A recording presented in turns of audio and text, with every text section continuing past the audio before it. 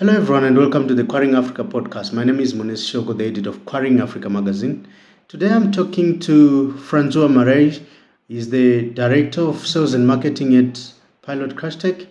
The topic of discussion today is how procurement choices place crushing contractors at risk. Selecting crushing equipment based on price alone rather than on suitability for the application and backup support is actually having a devastating impact on contractors.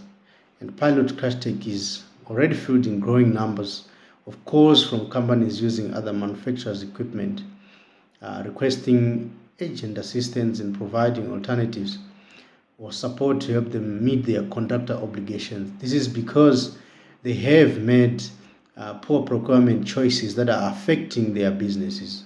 So Francois is going to help us understand the importance of looking at everything else apart from price when it is procurement time.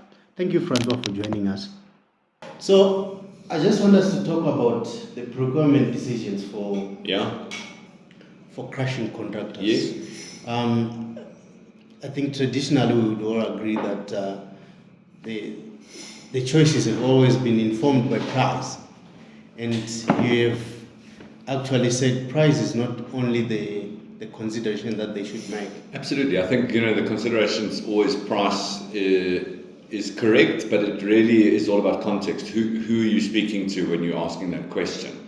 I think if you have to ask the site operator and you have to ask the head of procurement, you'd probably find the decision criteria are very different. Mm-hmm. So, and obviously it's a natural train of thought. The head of procurement is looking to ensure that they minimize on expenses and reduce capex expenditure. It's part of their role and part of their job function to do that, and that's correct. The guy who's on site is more concerned about delivering uptime, delivering product, ensuring that he has spares availability. So his criteria in terms of determining what capital expenditure is probably going to be very different. What we find often happens is that there's not a meeting of the minds when it comes to making a decision. More often than not, the final end decision probably lies with the financial criteria being the biggest determinant, without taking necessarily a longer term view of the impact that making a cheap decision might have on production and the actual results that they need to produce at the end of the day. So we see it all the time. I'm constantly inundated with calls from clients who have purchased based, on a cheap discount deal that they think that they may have found in the market. And the reality is, once they begin to operate, are that they can't get spares. There's no skills for servicing. There's excessive downtime, and it impacts their ability to be able to actually deliver on their contracts, or whatever the requirement is from their clients at the end of the day. And all too often it ends up being a case of them realizing when it's too late. So it's something that we obviously carry the Metso brand, and it is the premium brand in the market, and we accept that, and we happily accept that because of the fact that our business model is really about delivering the full solution. So not only the capital piece of equipment, but being able to support it for in excess of 20,000 hours in the field.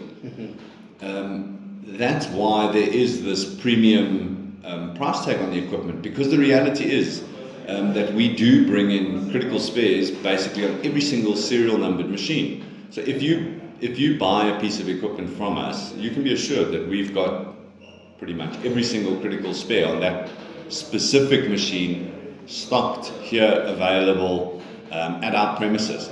If you're on site and you're running a 24-hour operation and you need a critical spare that can't be found,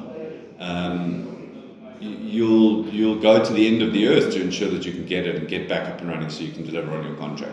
Now, if you've made a cheap decision and you've bought a discount product and you've made a saving on the capital expenditure, what is it going to cost you at the end of the day if your supplier isn't able to support you when you're in the field and you need him most, when you're experiencing downtime?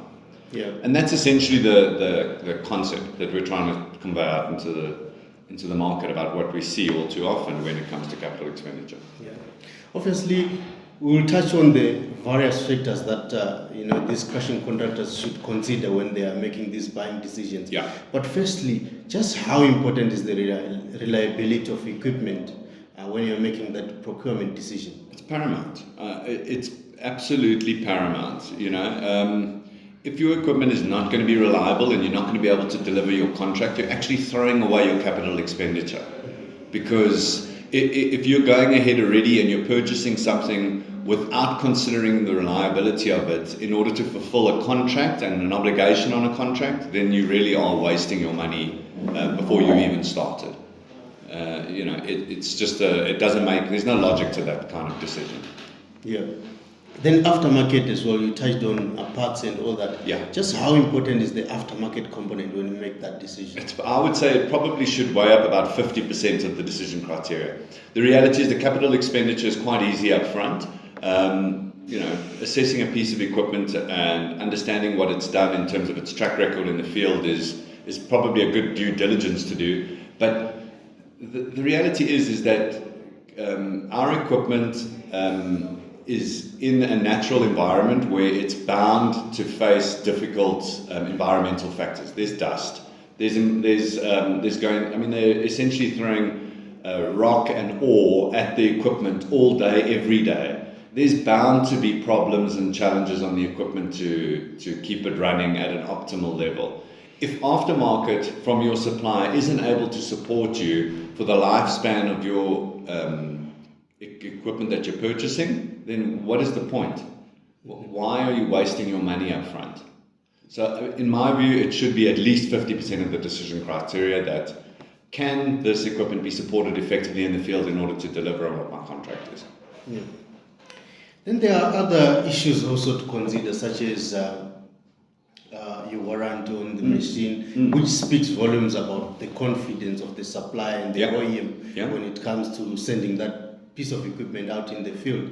I know for a fact that you guys have had an industry first at some point, 5 years. Can you just touch on that as well? Yeah, sure. Look, I think that it's well documented and it's well known in the market that we carry a 5-year, 10,000 hour EPS, Extended Protection Services warranty. Many clients have come to me and said to me it's not worth the paper that it's written on. I've actually seen over the course of the last 3 years since we've had it activated as a standard offering on every single product, for our clients that come into a situation where they need to call on the warranty at a critical stage, it's been invaluable. Big contractors, guys who are doing difficult contracts, when the warranty is required and needed to be utilized, there has not ever been an instance where we've turned it away or Metso's walked away from it. And the results in terms of getting the client back up and running have been absolutely priceless. So the clients that have needed it and that have benefited from it, I can tell you that they'll swear by it. I can name a couple of them. I'm not going to, obviously, in this instance, just for confidentiality, but I can tell you that it's really been an invaluable product for anybody who's needed it. Yeah. And I think the reality also is that the industry is so accustomed to accepting that warranties don't exist and are not valid. I see other competitive products out in the field where clients wouldn't even consider contacting the OEM for a warranty claim. And I don't understand why there's so much complacency around that. There should be an expectation on OEMs to deliver on quality if you're going to be spending a lot of money on capital expenditure, and there just isn't that kind of obligation put onto any other manufacturer out in the market. Yeah. Then you also spoke about the importance of parts availability. Just touch on that as well. How big a facility do you have in terms of parts, and what sort of footprint do you have to support these contractors working out in the field? Yeah, so I can tell you one of the biggest pitfalls of our business model is the fact that we do carry such a high volume of critical spares. We've probably got roughly 230 million rands worth of critical spare and wear parts at our facility in stock at Jet Park here. We have a 12,000 square meter facility here, and critical spare and wear parts take up a vast majority of that space.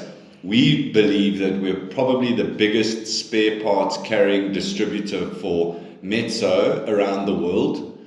We don't believe that anybody else has the same philosophy about carrying critical spare and wear parts. And as a business person, it doesn't make sense. I can tell you that many of the critical spare and wear parts we have don't turn very quickly. They don't turn very often. But we see it all too often that the reality is when somebody is in trouble, when they cannot find the part anywhere else and they come to us and we're able to assist them, it can save a contract.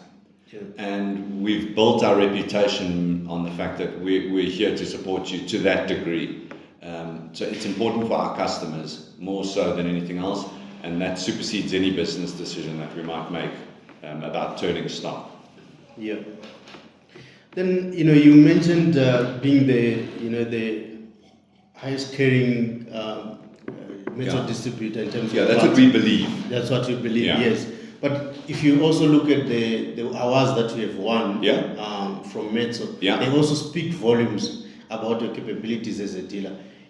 When I'm making that decision as a contractor, how important is it to look at the reputation of the supplier of the equipment as well? Well, that's your partner that you're going into business with, essentially. That's the person that if you do have a problem that you can't resolve yourself, you're going to need to rely on. So ultimately, it might be nice to sit across the table from someone and say, let's do a deal and give me a discount. But when you're really in a bind and you have your back up against the wall to deliver on your contract to your end user, is that somebody that you would rely on? I don't know whether or not too many purchases are made with that kind of criteria in mind. Yeah, I hear you. Then on the technology front as well, the importance of looking at new technologies cannot be reiterated enough. Yeah. I think we would all agree on that. Then if you look at the environment that this equipment operates, obviously you need new technologies like monitoring and all that. Yes. Just how important is that as well in the buying decision from a perspective where you say, you need to always keep an eye on the equipment operating properly and all that. You can always check the productivity and all that. Yeah, I think it depends on the type of contractor, and I think it depends on how you run your operation. There are many contractors that use absolutely no monitoring equipment who have been successful. I won't deny that. Yeah. But I certainly think with the forward view that if you're looking to optimize on your operation, if you're looking at refining it, if you're looking at sharpening the pencil and making sure that you're running the most optimal operation that you absolutely can, you cannot do it without some sort of technology or sophisticated monitoring services like Metametrics that allows you to remotely sort of log into your equipment and gauge what is my fuel consumption, what are the hours on load, what is the idle time that the machine's been doing. So that's really at the sharper end of the operations where you really understand your operations, you're able to deliver, and you're looking to really refine it to a degree that you become the absolutely most efficient operator that you can.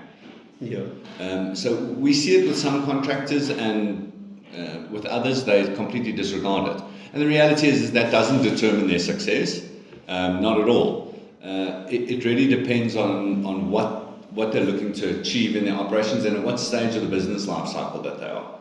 So it can be beneficial as long as you know how to use it. So and you're prepared to put in the discipline to be able to use it. Yeah. Just your last words on the topics. What would you say to these contractors when it's time to make those decisions? I think the most important thing is obviously you can't save yourself into a profit. Often I see guys coming out and they always use the same terminology, which is let's do a deal. And we're always open for business and we're always open to doing a deal. But I think what's more important to us is to look at the picture holistically and to ensure that we do a deal that works for you in order to really deliver on your contracts and on building a successful business yourself. Yeah. Doing a deal doesn't mean I want to just quickly get out of a piece of equipment and you save a few rand up front on the capital expenditure. Doing a deal should ensure that when you spend the money, you're actually investing it.